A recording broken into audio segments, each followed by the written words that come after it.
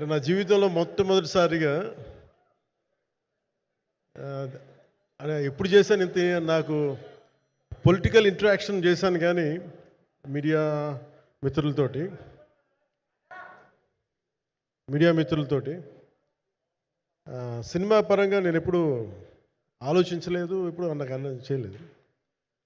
First time మొదటిసారి నేను ఎప్పుడు కొంచెం మొహాట పడతాను మాట్లాడడానికి సినిమాకి సంబంధించినంత వరకు. ఇక్కడ సినిమాని ఎలా ప్రమోట్ చేసుకోవాలో నాకు తెలియదు. పని చేయడం తెలుసు తప్ప దీన్ని అంటే మనం ఇంత చేసాం అంత చేసామని చెప్పడం ఎప్పుడు నాకు కొంచెం ఎబ్బెట్టుగాను ఇబ్బందిగా ఉంటుంది. ఇంకా నేను చాలా యాక్సిడెంటల్ యాక్టర్ అండ్ ఇంకా గత్యంతరం లేక టెక్నీషియన్ అయిన వాడిని.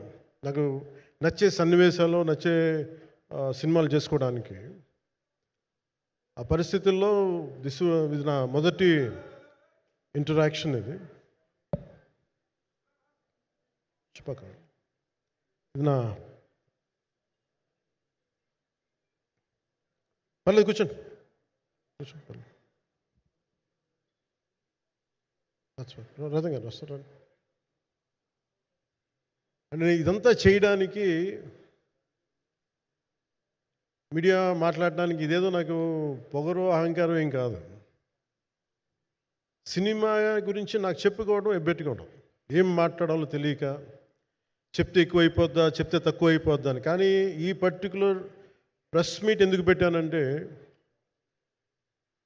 రత్నం గారి కోసం పెట్టాను. అంటే సినిమా బతకాలి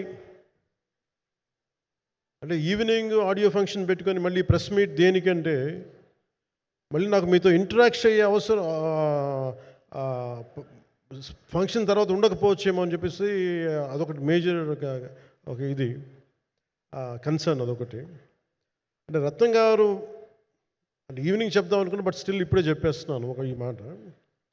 త్రివిక్రమ్ గారు రాసిన ఒక డైలాగు అజ్ఞాతవాసిలో, ఒక చిన్నపాటి సౌకర్యం కోసం ఇక్కడ మీరు కూర్చున్న ఒక చిన్నపాటి కుర్చీ కోసం ఒక యుద్ధమే చేయాల్సి వస్తుంది. అలాంటిది ఒక సినిమాని చేయడం అంటే ఎన్నిసార్లు మినీ యుద్ధాలు చేయాలి, ఆర్థికంగా కావచ్చు క్రియేటివ్గా కావచ్చు వీటన్నిటికీ సంబంధించి. అలాంటిది నేను ఎప్పుడు కూడా సినిమాల్లోకి రాకముందు రత్నం గారు లాంటి వ్యక్తి నా ప్రొడ్యూసర్ అయితే బాగుండు అనుకున్నాను. భారతదేశానికి పాన్ ఇండియా సినిమాని ముఖ్యంగా రీజనల్ సినిమాని జాతీయ స్థాయిలో తీసుకెళ్ళిన వ్యక్తి ఆయన. తమిళ సినిమాని చాలా ఛాలెంజింగ్ తెలుగులో డబ్ చేసి దాన్ని స్ట్రైట్ సినిమాలతో సమానంగా ఆడేంత సత్తా చూపించిన వ్యక్తి. Film industry creative ability creative potentiality పెంచిన వ్యక్తి. ఈ సినిమా చాలా ఒడిదుడుకులు ఎదుర్కొంది, 2 కరోనా పరిస్థితులు ఎదుర్కొంది. అన్నిటికీ మధ్యలో సినిమా మన క్రియేటివ్గా కొంత ఇబ్బంది ఎదుర్కొంది. అల్టిమేట్ ఆబ్జెక్టివ్ సినిమా బాగా రావాలని, నేను ఎప్పుడేం చేసినా సినిమా బాగా రావాలి అనుకుంటాను.